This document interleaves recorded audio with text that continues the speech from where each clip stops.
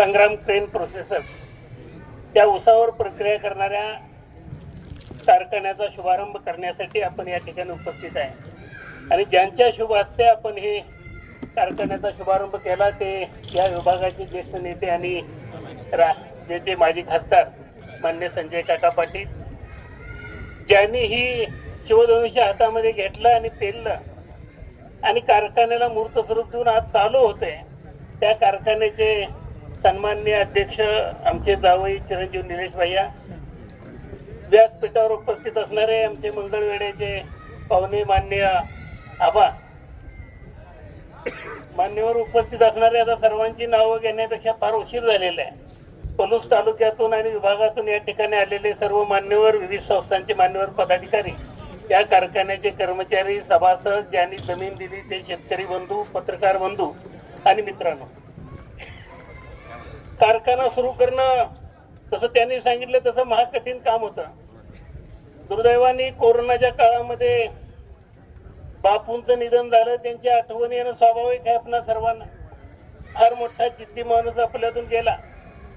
दुर्दैवानं ईश्वर इच्छेपुढे villas नसतो, परंतु बापूंचं स्वप्न साकार करणारा त्यांची दोन्ही मुलं, खरं म्हटलं तर असं म्हटलं जाते, पुत्र व्हावा ऐसा गुंडा त्याचा तिन्ही लोकी झेंडा। काम करणारा माणूस आणल्यानंतर अगदी वादळात सुद्धा दिवा लावण्याची भूमिका ठेवून त्यांनी अत्यंत प्रतिकूल परिस्थितीमध्ये अत्यंत आव्हानांना तोंड देत आज या कारखान्याची पूर्ण स्थापना केलेली आहे। या वर्षीचा पावसाळा, त्यानंतर निवडणुका यामुळे थोडा वेळ झाला, नाहीतर त्यांच्या डोक्यामध्ये पावसाळा संपल्याबरोबर कारखाना चालू करायचं होतं।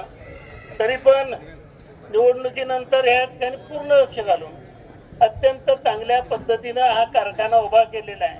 छोटा आहे परंतु शेतकऱ्यांना न्याय देणार आहे। मला माहिती आहे या ठिकाणी साखर कारखान्यामध्ये काय चालतं, त्यामध्ये न जाता अण्णा एक रकमी 3400 रुपये दर देणं, आपला काटा चूक ठेवणं, 15 दिवसाला शेतकऱ्यांच्या खात्यावर पैसे जमा करणं, हे अतिशय महत्वाचं आणि अलीकडच्या काळामध्ये आव्हानात्मक काम असणाऱ्याचे त्यांनी या ठिकाणी घोषणा केलेली आहे। मी या ठिकाणी त्यांना, त्यांच्या मातुश्रींना, कुटुंबांना, त्यांना सहकार्य करणाऱ्या सर्वांना शुभेच्छा देण्यासाठी उभा आहे की त्यांच्या या कार्यामध्ये उत्तरोत्तर अशी प्रगती होत जाऊ। पुढच्या वर्षी साखर कारखाना हा सुरू करत असताना आपणाला शासनाचं कुठलंही बंधन असणार नाही, कारण शासनाच्या ह्याच्यामध्ये बसणारा हा आपला कारखाना नाही। आपण उसावर प्रक्रिया करून जॅगरी पावडर काढतोय।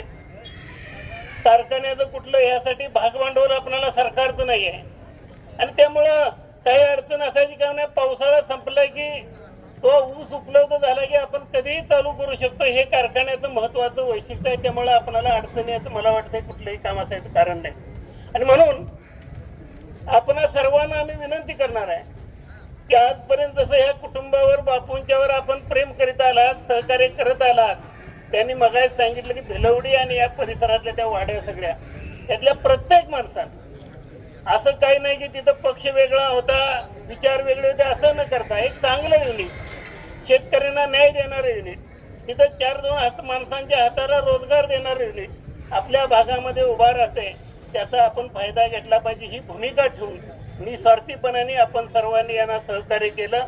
त्या सहकार्याची निश्चितपणाने यांना जाणीव आहे।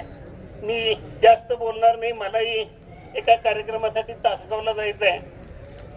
मी या ठिकाणी आपणा सर्वांना, निलेश भैयांना, त्यांच्या सगळ्या सहकार्यांना, कुटुंबियांना मनापासून शुभेच्छा देऊन हे अत्यंत चांगलं युनिट आणि या जिल्ह्यातल्या कारखानदारी पुढं एक माइलस्टोन, एक पथदर्शक प्रकल्प म्हणून उभा राहावा आणि चांगल्या पद्धतीनं शेतकऱ्यांना यामध्ये न्याय मिळावा अशाही पद्धतीच्या या ठिकाणी भूमिका व्यक्त करून मी या ठिकाणी थांबतो। आमचे सहकारी राष्ट्रवादी काँग्रेस पक्षाचे जिल्ह्याचे अध्यक्ष माननीय निशिकांतदादा पाटील यायला लागलेले आहेत। मी या ठिकाणी जास्त वेळ घेणार नाही। मी खरं म्हटलं तर आमच्या जावयाच्या सर्वांच्या वतीनं दादा तुमचं स्वागत करतो या ठिकाणी पहिल्यांदा की तुम्ही या ठिकाणी येताय। असं परत एक वेळा आपणा सर्वांना या ठिकाणी शुभेच्छा देऊन मी या ठिकाणी थांबतो। जय हिंद, जय महाराष्ट्र।